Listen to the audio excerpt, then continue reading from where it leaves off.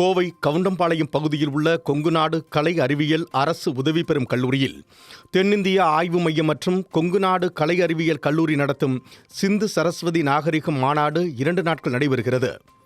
இதில் சிந்து நதிக்கும் தமிழகத்தின் தாமிரபரணி உள்ளிட்ட பல்வேறு நதிகளுக்கும் இடையிலான ஆன்மீக மற்றும் நாகரிக தொடர்பு குறித்து பல்வேறு ஆராய்ச்சியாளர்கள் கருத்துக்களை எடுத்துரைக்க உள்ளனர்.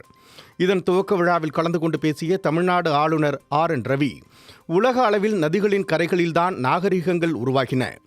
நதிகள் அழியும் போது நாகரிகங்களும் மறைந்தன. அதேபோல் பாரதத்தின் தொன்மையான நாகரிகமும் சரஸ்வதி நதிக்கரையோரம்தான் உருவானது என்றார். காலப்போக்கில் சரஸ்வதி நதி அழியும் போது நாகரிகமும் மறைந்தது. அதன் தாக்கம் நாடு முழுவதும் உள்ளது என்றார்.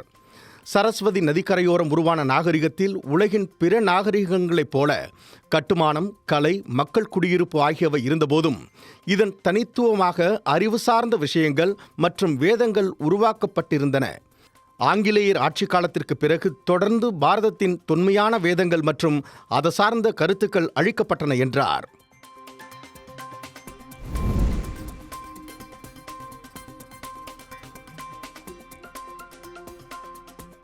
தஞ்சாவூர் மாவட்டம் சூரக்கோட்டை பகுதியைச் சேர்ந்த 34 வயதான சிராஜுதீன் என்பவர் அதே பகுதியில் மளிகை கடை நடத்தி வருகிறார்.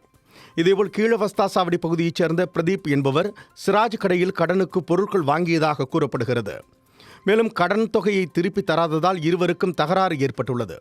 இந்த நிலையில் கடந்த 14ஆம் தேதி நெய்வாய்க்கால் பகுதியில் பிரதீப் தனது நண்பர்களுடன் மது அருந்தியுள்ளார். அப்போது அந்த வழியாக வந்த சிராஜுதீன் பிரதீப்பை பார்த்து கடன் தொகையை கேட்டுள்ளார். இதனால் இருவருக்கும் மீண்டும் தகராறு ஏற்பட்டுள்ளது. இதில் ஆத்திரமடைந்த பிரதீப் தான் மறைத்து வைத்திருந்த அரிவாளால் சிராஜை சரமாரியாக வெட்டியுள்ளார். இதில் பலத்த காயமடைந்த சிராஜ் தஞ்சாவூர் மருத்துவக் கல்லூரி மருத்துவமனையில் சிகிச்சை பெற்று வந்த நிலையில் சிகிச்சை பலனின்றி நேற்று உயிரிழந்தார். இந்த கொலை சம்பவம் தொடர்பாக அம்மாப்பேட்டை காவல்துறையினர் வழக்கு பதிவு செய்து பிரதீப்பை கைது செய்தனர்.